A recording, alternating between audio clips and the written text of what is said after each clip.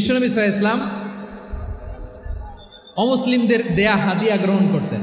কেমন নবী ছিলেন? আমার নবীরে চিনে নেন, আমার নবীর অ্যাটিটিউড জেনে নেন। বিশ্বনবী সাল্লাল্লাহু আলাইহি ওয়াসাল্লাম যখন কোনো জনপদে যেতেন 3টা অপশন নিয়ে যেতেন। 1 নম্বর অপশন আসলিম তাসলাম।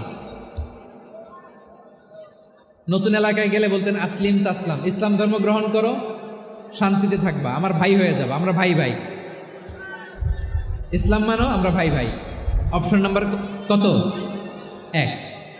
যদি বলে না ইসলাম মানবো না, ওকে, অপশন নাম্বার 2, মুসলিম হওয়ার দরকার নাই, লা ইকরাহা ফিদ্দিন, ইসলামে কোনো বাড়াবাড়ি নাই।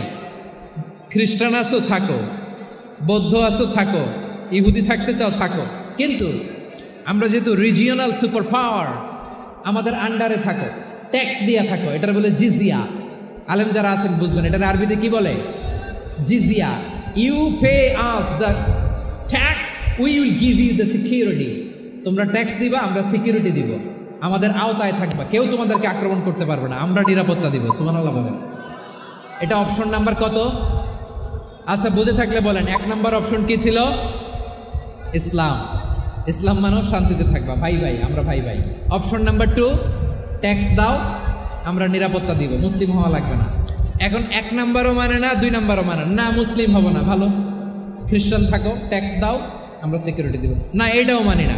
বিষ্ণু বলেন তাহলে তলোয়ার আমাদের আর তোমাদের মাঝে ফায়সালা করবে।